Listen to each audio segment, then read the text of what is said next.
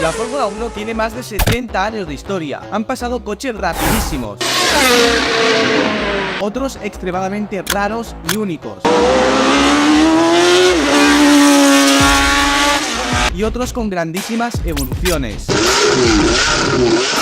Pero, ¿cuáles son los más icónicos e importantes de toda la historia? Pues quédate en este vídeo para descubrirlo.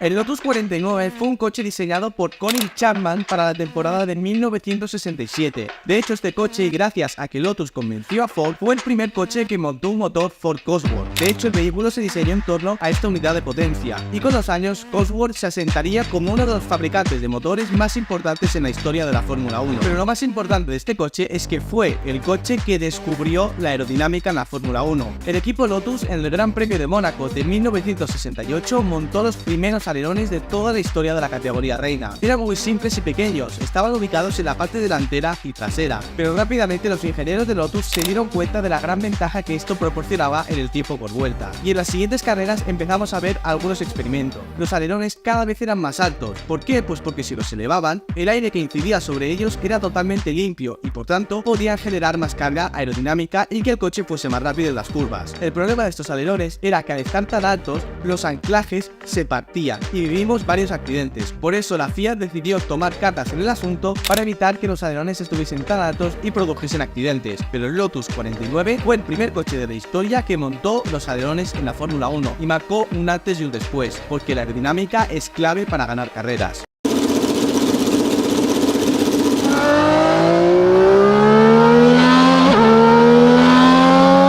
El Ferrari 640, bautizado así por el nombre del proyecto, fue el primer coche que diseñó Ferrari después de la era turbo, es decir, montaba un motor V12 atmosférico de 3,5 litros que desarrollaba unos 600 caballos de potencia. Pero lo que hace único y especial a este coche es que fue el primer coche de toda la historia de la Fórmula 1 en montar una caja de cambios semiautomática, que hacía que el coche fuese extremadamente rápido. Pero paradójicamente este coche era un desastre, porque su fiabilidad era muy mala. De hecho, ninguno de sus pilotos terminaron la misma carrera en ninguna prueba del campeonato. Eso sí, cuando el coche funcionaba era extremadamente rápido, ya que los cambios eran muy rápidos y eficientes. El coche fue diseñado por John Barnard y realmente la idea de eliminar la caja de cambios convencional no fue por un tema de cambios de marcha, sino por un tema aerodinámico. El diseñador se dio cuenta que a nivel aerodinámico, tener la palanca de cambios en la mano derecha y un tercer pedal en el cockpit significaba que el monocasco tenía que ser más ancho y esto penalizaba a la aerodinámica. Ya llevaba varios años dándole vueltas a cómo estrechar el cockpit para poder hacerlo mucho más eficiente aerodinámicamente, y llegó a la solución de que la mejor manera era eliminar la palanca de cambios y el embrague, pero para eso tenías que desarrollar una nueva caja de cambios, y así lo hizo el equipo Ferrari. Las palancas de cambio de marchas estaban ahora ubicadas en la parte trasera del volante, ahorrando espacio y mejorando el rendimiento del coche.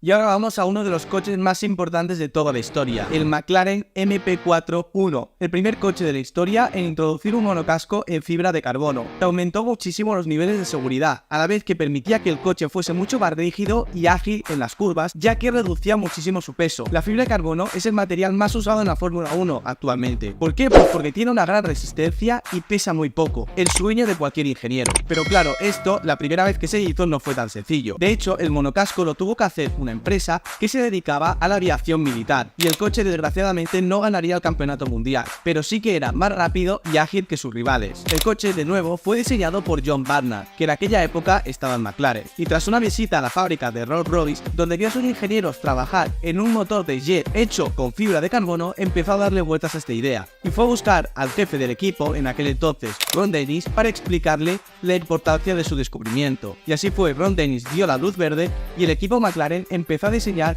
un coche que cambiaría la historia. Pero a veces las cosas no son tan sencillas, y aunque la idea fuese genial, muchas empresas con las que contactó el equipo McLaren no aceptaron el proyecto ya que era demasiado revolucionario, así que se tuvieron que ir a Estados Unidos, y una empresa que se dedicaba a la aviación militar llamada Hercules Aerospace fue la que se encargó de fabricar los primeros chasis en fibra de carbono de toda la historia, y estos se tenían que fabricar en Estados Unidos y después se enviaban al Reino Unido para que se pudiese hacer el coche de Fórmula 1 en sí, ya que el equipo McLaren en aquel aquel entonces no disponía de hornos autoclave, que tal y como te explico en este vídeo, son los necesarios para poder trabajar con este tipo de material. Un material que sí, es perfecto, pesa poco y tiene una gran resistencia, pero el problema es que es muy caro y también que sus procesos de fabricación no se pueden automatizar tanto como por ejemplo el acero. Sin embargo, rápidamente se convirtió en un estándar en la categoría reina, y como toda gran innovación, había muchos escépticos, hasta que ocurrió un accidente en 1981 en el Gran Premio de Italia, que si no hubiese sido por el chasis en fibra de carbono que tenía el McLaren MP41, el desenlace habría sido fatal. Sin embargo, gracias a este monocasco, el piloto se chocó contra las barreras a una elevadísima velocidad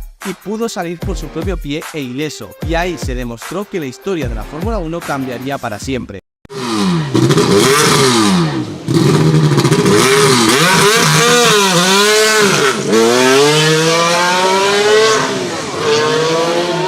Y ahora vamos a por otro coche que marcó una era, y esta era fue la era turbo. El Renault RS01 fue el primer coche de la historia en introducir un motor turbo en la Fórmula 1. Además también fue el primero en introducir unos neumáticos radiales diseñados por Michelin. El reglamento de la Fórmula 1 en aquel entonces permitía motores atmosféricos de 3 litros, o bien motores turbo de 1,5 litros. Y adivina que todos los equipos de la parrilla optaron por seguir usando los motores atmosféricos tradicionales, que eran más fiables y simples que los turbo, y la única marca que se atrevió a desarrollar un motor turbo fue Renault, principalmente gracias a los conocimientos que habían adquirido en su motor turbo V6 de 2 litros usado en las 24 horas de Le Mans. De hecho, Renault llegó a ganar Le Mans en 1978 con este motor, y esto demostraba que los motores turbo no eran solo potentes, sino que también eran fiables. Lo que pasa es que a la hora de desarrollar un motor de Fórmula 1, esto se les complicó un poco, y el Renault RS01 era conocido como la tetera amarilla, porque era de todo menos fiable. Cada 2x3 se estaba rompiendo, y cuando lo hacía soltaba un humo blanco que hacía que el coche pareciese una tetera. Pero para Renault este coche fue importantísimo, porque era un coche de pruebas para poder desarrollar sus motores turbo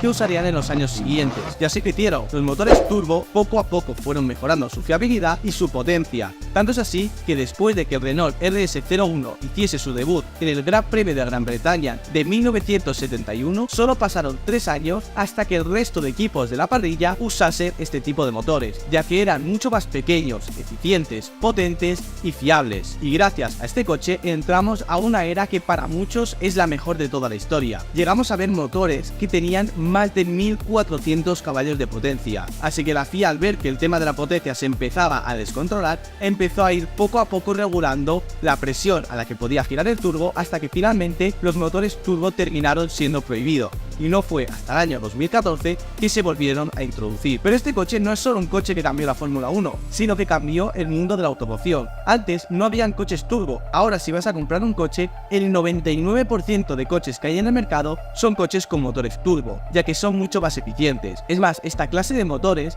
permitía que viésemos que los Fórmula 1 sacaban llamas por el escape. Si quieres saber por qué se produce este fenómeno, aquí tienes un vídeo explicándolo. Ves a echarle un ojo porque es algo muy interesante.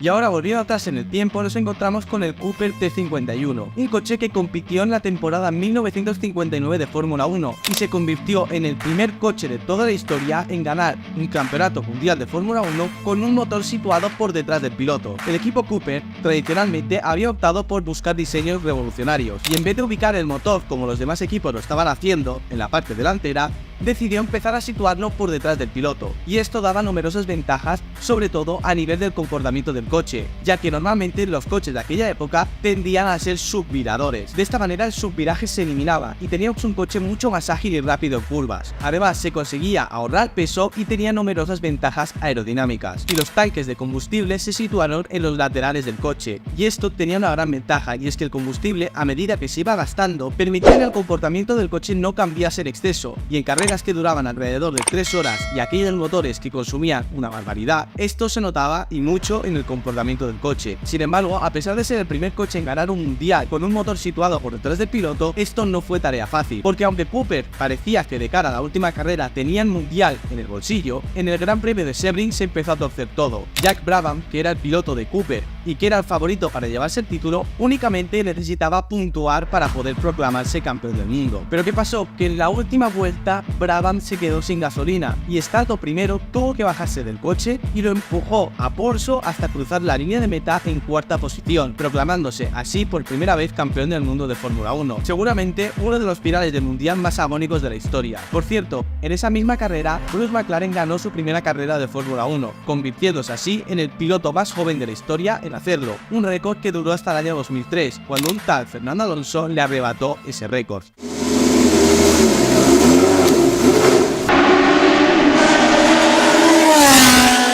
Y ahora vamos seguramente al coche más importante tecnológicamente hablando de toda la historia de la Fórmula 1. Este coche cambió por completo el concepto de un monoplaza de Fórmula 1 y lo hizo gracias al efecto suelo. El Lotus 78, construido por Colin Chapman, fue el primer coche en implementar el efecto suelo en la Fórmula 1 y lo hizo de manera accidental. Cuando el equipo Lotus estaba pensando la manera de rediseñar sus pontones laterales, descubrieron en el túnel de viento de manera accidental que si bajaban el coche se producía una succión brutal por debajo que generaba unos niveles de carga aerodinámica nunca antes vistos y por tanto el coche podía ser extremadamente más rápido en curvas. Y el concepto realmente es muy simple: a más presión, menor es la velocidad, y a menor presión, mayor es la velocidad. Por tanto, si conseguimos hacer que un flujo de aire pase por debajo del coche y que este tenga una muy baja presión, el flujo de aire lo que hará será generar una succión brutal que literalmente enganchará el coche al asfalto. ¿Y esto por qué es tan interesante? Pues porque aparte de que genera unos niveles de carga aerodinámica elevadísimos, esta carga aerodinámica no tiene una penalización. Un alerón, el problema que tiene es que sí, genera una fuerza hacia abajo que permite que el coche vaya muy rápido en rectas, pero también hace una fuerza hacia atrás que empuja el coche hacia atrás y evita que alcance velocidades punta elevadas. El efecto suelo, en cambio, te permite generar mucha carga aerodinámica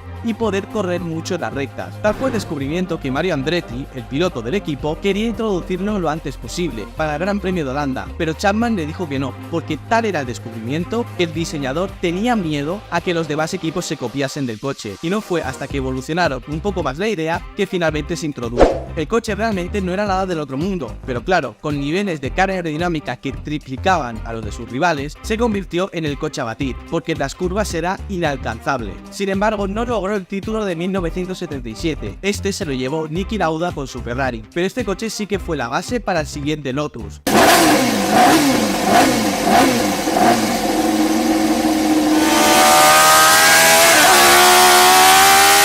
El Lotus 79, seguramente el coche más icónico e importante de la Fórmula 1, y este coche perfeccionó el efecto suelo y permitió que dominase la temporada de 1978. Implementaba unas faldillas que sellaban el fondo del coche y permitían que la succión fuese aún mayor. El problema de las faldillas y el efecto suelo era que se vivieron varios accidentes, así que finalmente la FIA, y tras ver que esto se le empezaba a ir de las manos, decidió prohibir el efecto suelo, y no fue hasta el año 2022 que se ha vuelto a permitir en la categoría reina. Pero este gran descubrimiento hizo que los ingenieros se diesen cuenta de que el fondo del coche era la parte más importante de todo el vehículo, y desde que se introdujo el Lotus 78, todos los equipos han invertido la mayor cantidad de tiempo y recursos en desarrollar la parte inferior del coche. Ahí es donde están todos los secretos de los monoplazas modernos.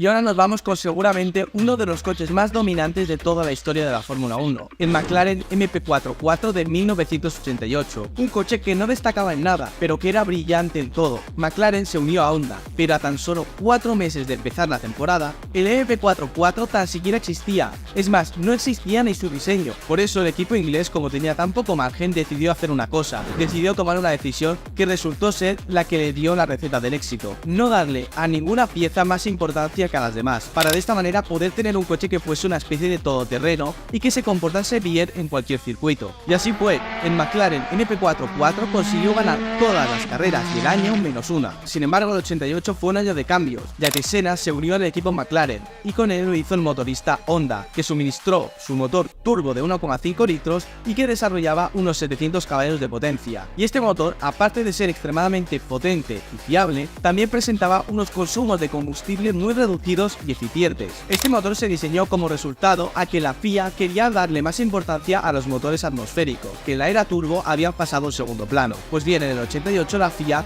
hizo una modificación en el reglamento, y en vez de que la presión de soplado del turbo fuese de 4 bares, se redujo a tan solo 2,5, mientras que el total de combustible para toda la carrera se redujo de 195 kilos a solo 150. Y además, los motores turbo también tenían un hándicap en peso de 40 kilos respecto a los motores atmosféricos, a los cuales por cierto se les permitía llevar hasta 215 kilos de gasolina. Y para recuperar cualquier posible pérdida, Honda empezó a trabajar con su suministrador de combustible, Shell, para introducir una mezcla especial y evitar de esta manera la detonación prematura. Lo que pasa es que el combustible se tenía que precalentar, debido a su exótico contenido en hidrocarburos aromáticos, y esta mezcla de gasolina permitió que el motor tuviese un par muy constante y por tanto que fuese muy sencillo de conducir y predecible por parte del piloto. Eso sí, los retrasos en el desarrollo de este coche hicieron que el coche no pudiese salir a pista hasta el último día de los últimos test de pretemporada, y tanto Senna como Prost, nada más poner el coche en pista, se dieron cuenta que ese coche era extremadamente rápido y que iban a luchar por ganar el mundial. Y así fue, pero seguramente lo que no sabían es que ese coche pasaría a la historia por ser uno de los coches más completos de toda la historia. De hecho, ganó todas las carreras de la temporada a excepción de una, y Ayrton Senna se proclamó campeón del mundo con este coche.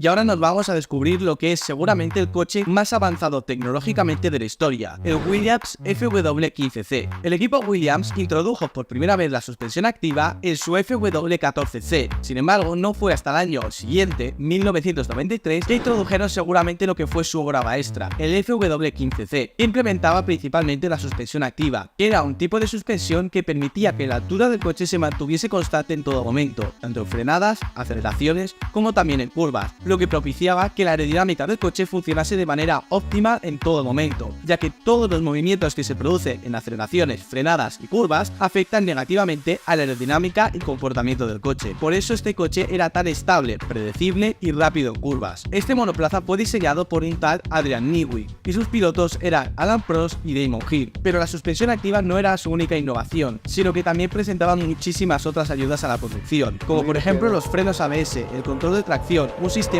fly-by-wire, telemetría, dirección asistida, un sistema de cambio de marchas automático. Es decir, el piloto no se tenía que preocupar por cambiar de marchas, el coche lo hacía solo. Todo esto hicieron que el coche fuese extremadamente rápido y dominante. Tal fue la revolución que presentó este coche que la FIA para el año 1994 prohibió todas estas ayudas a la conducción, ya que si no los coches serían extremadamente sencillos de conducir, y la FIA quería que fuesen un reto para los pilotos, que el coche no lo hiciese todo, sino que fuese el piloto el que condujese el coche. Y la suspensión activa, tal y como te explico en este vídeo, se prohibió porque se determinó que era un elemento que modificaba de manera activa la aerodinámica, por tanto, se prohibió también de cara a 1994. Si quieres descubrir en detalle cómo era este coche, aquí tenemos un vídeo donde lo explicamos más en profundidad.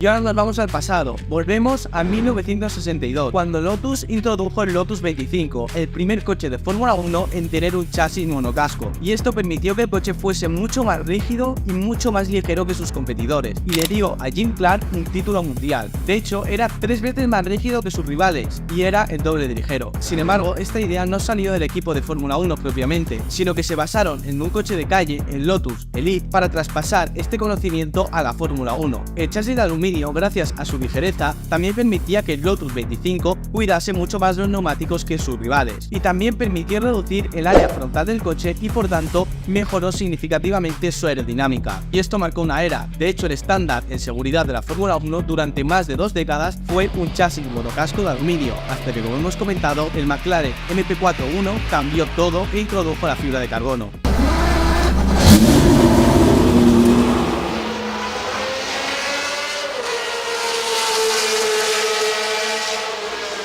El Ferrari 312T tuvo su debut en el Gran Premio de Sudáfrica de 1975 y la última carrera en la que participó fue el Gran Premio de Estados Unidos de 1980. Ganó 27 carreras, 61 podios, 19 poles y 25 vueltas rápidas. Sin duda es uno de los mejores Ferraris que se han hecho en toda la historia. Tanto es así que ganaron 4 mundiales de constructores y 3 de pilotos. 2 se los llevó Niki Lauda y el otro se lo llevó Jody Scheckter. Además, los demás pilotos que condujeron este vehículo fueron Terry Gazzoni, Carlos Reutemann y Gilles Villeneuve, todos logrando más de una victoria cada uno. Sin embargo, la mayor innovación de este coche no era su motor, que sí, era un buen motor. El monoplaza estaba impulsado por un motor boxer de 3 litros y de 12 cilindros, que desarrollaban una potencia de alrededor de 500 caballos de potencia. Esta configuración de cilindros opuestos permitía bajar el centro de gravedad y por tanto que el coche fuese mucho más estable en curvas. La denominación del coche no es casualidad, el 3 es su cilindrada de 3 litros, el 12 es el número de cilindro y la T hace referencia a su mayor innovación, una caja de cambios transversal, que permitía que una gran parte del peso estuviese por delante del eje trasero y esto hacía que toda la masa estuviese mucho más concentrada, dando como resultado una distribución de pesos mucho más óptima.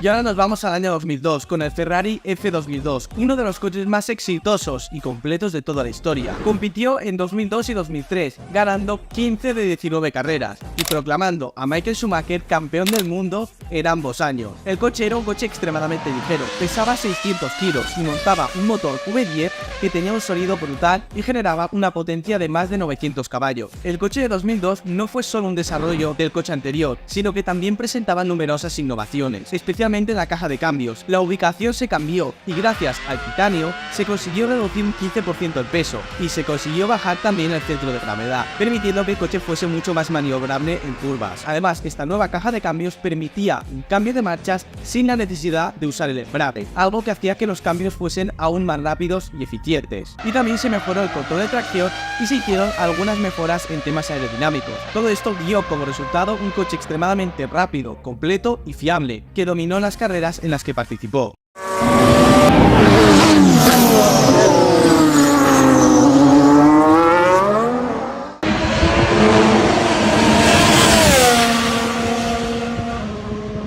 Y ahora pasamos al coche más dominante de toda la historia de la Fórmula 1, el Red Bull RB19 del año 2023. Es un coche que no presenta tampoco ninguna innovación importante, pero sí que es muy completo y que ha ganado todas las carreras de la temporada a excepción de una, el Gran Premio de Singapur, que se lo llevó Carlos Sainz. Pero es el coche con el porcentaje de victorias en el mismo año más elevado de todo, por tanto es uno de los mejores coches de toda la historia, y es un coche que realmente no tenía rival en las manos de Max Verstappen, ganando tanto el Mundial de Constructores como de pilotos y demostrando una superioridad que era hasta insultante en algunas carreras. Veremos a ver qué pasará en el año 2024.